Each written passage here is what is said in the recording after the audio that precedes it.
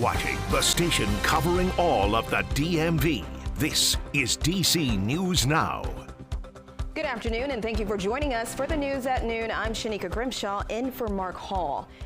Let's get right over to meteorologist Damon Matson with a check on the forecast. We're looking at another beautiful day. Oh, we sure are, Shanika. Those temperatures, they are certainly going to remain very warm. Many of us woke up to some very mild temperatures, something we've not been used to, of course, here in this month of February. But the warmth is going to come along with a chance for some rainfall. Let's check it out. As we look out across western Maryland into West Virginia, there it is. We have showers starting to cross the Allegheny front, making their way right over toward the I-81 corridor. Now, some of this activity is going to fall apart a little bit after it comes down off of the higher terrain, but we have that steadier precip falling already in Kaiser, up toward Cumberland, and then down toward Luray, Front Royal there along the Shenandoah Valley. And as we go into the afternoon, this rain will continue to work its way east, and even though it may fall apart a little bit, there's more where that came from, as there's plenty of rain back off to the west across West Virginia. So at the very least, pretty much the entire DMV is going to see some bit of soggy weather today from this first initial wave of rainfall. So don't expect a washout the entire time, but as we progress later into the afternoon and then certainly by this evening, we're going to be dealing with those on and off scattered rain showers. But look at these temperatures, folks. It is going to stay mild all day long as we reach the middle 60s once again this afternoon, and by the time we head past sunset, it's still going to be around that 60-degree mark. So how much more rain can we expect as we roll on into your Wednesday? And when is the bottom going to fall out with these temperatures? We'll have a full check of your forecast coming up here in just a bit. Get ready for that rain. Good to know, Damon. Thank you. In Virginia, Fairfax Connector workers are striking for a sixth day, leaving nearly 26,000 passengers, according to the agency, stranded for another day because of suspended service.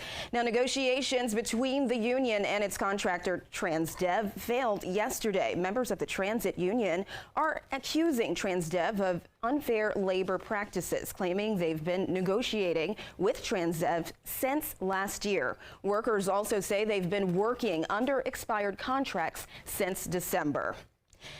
And a new bill making its way through Maryland's General Assembly could make it easier to locate people with developmental disabilities if they go missing. That bill is set to be heard in Maryland State Senate today. Our Candace Cole joins us with more. We're talking about the Purple Alert program that will make it easier to find people with special needs like Rashawn Williams, who you'll remember was found here at Glenmont Metro Station back in October after he went missing for nearly a week. Today's Maryland Senate hearing will focus on a bill to establish the Purple Alert program to find people suffering from cognitive impairment, developmental disabilities, and traumatic brain injury. If it passes, the program would help fill the gap in locating people who are not eligible under the Silver Alert program. The bill came to fruition after 31-year-old Rashawn Williams, who has Down syndrome, went missing for 6 days.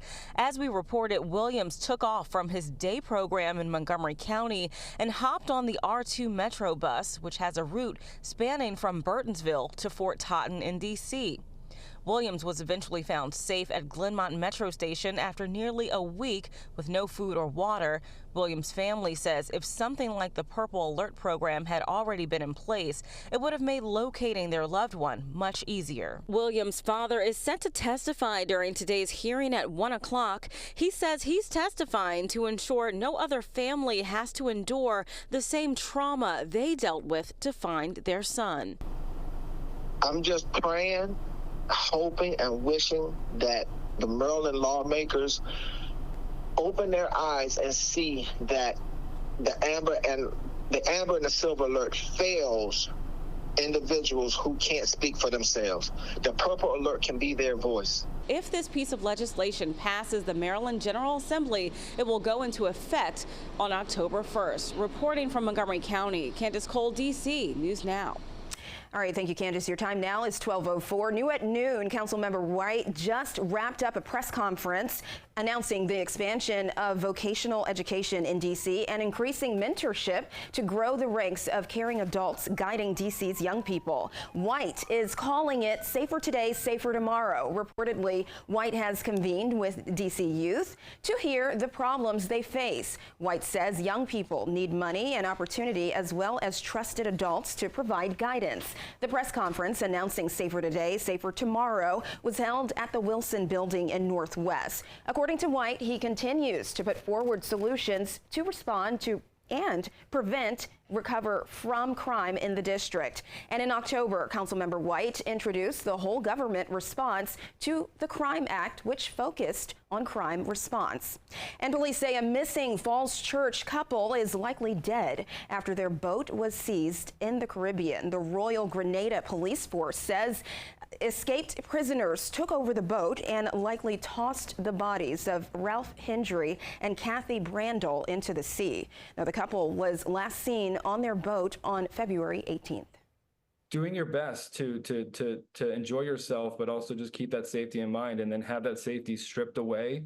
It's completely heartbreaking to know that happened. Extremely devastated with the potential that we're facing, and really just hoping for the best here.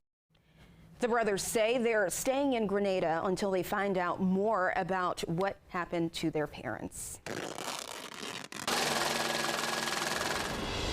A heads up for people who use rideshare apps to travel. One app is working to track the lowest price and shortest wait time between popular apps like Lyft and Uber. DC News Now's consumer reporter Ben Dennis is stretching your dollar and showing you how you can use the app and save cash and time.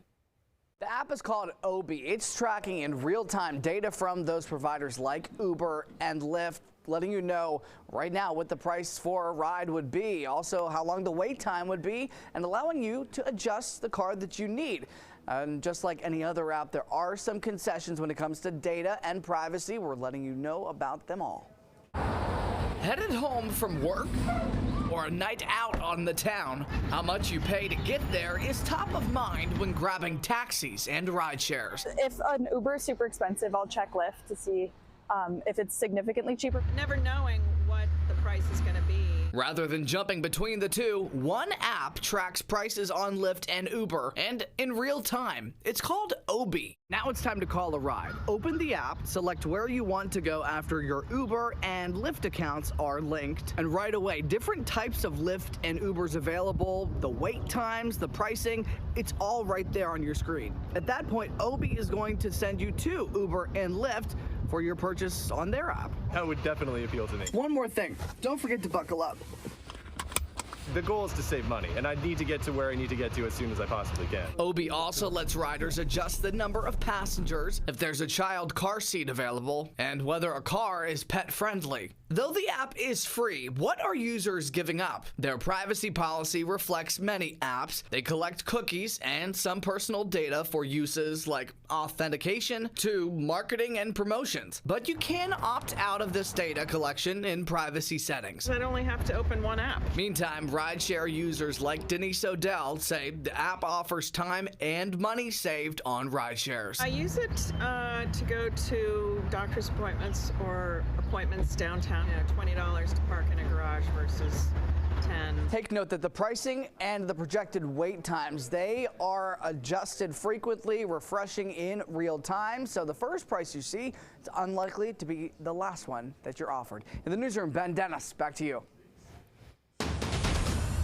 DC News Now is your local election headquarters. Next week is Super Tuesday, and Virginia will be voting, and they'll be heading to the polls to vote for candidates for the presidential primary election. Now, on the Republican ballot, former President Donald Trump is going head-to-head with former UN Ambassador Nikki Haley. So far, Trump is in the lead with 110 delegates. Haley has 20 delegates. And on the Democratic ballot, President Biden is running for re-election. Biden is going against Minnesota Representative Dean Phillips. And today, Republican presidential candidates Donald Trump and Nikki Haley will face off in the Michigan primary. Nikki Haley visited the state yesterday, where she's hoping she'll take the lead over Trump. Haley took a 20-point loss to former President Trump in her home state of South Carolina over the weekend. The latest poll from Emerson College and The Hill shows Trump is also leading in Michigan by well over 40 points. Trump is largely looking ahead to a rematch with President Biden. We're going to look at Joe Biden, and we're going to look him right in the eye. He's destroying our country, and we're going to say, Joe, you're fired. Get out. Get out, Joe. Don't complain about what happens in a general election if you don't do something in this primary. 70% of Americans don't want a Trump-Biden rematch. After Michigan, Haley promises to continue campaigning in multiple states leading up to next week's Super Tuesday primaries. And members of the Metropolitan Police Department were at DC News Now this morning, and that's after they received a report that someone inside of the building may have had a weapon. And out of precaution, DC News Now employees began evacuating the building in Northwest around 9:20 this morning. Roughly 90 minutes later, MPD said officers had not found a weapon. They escorted a person out of the building and employees returned to work.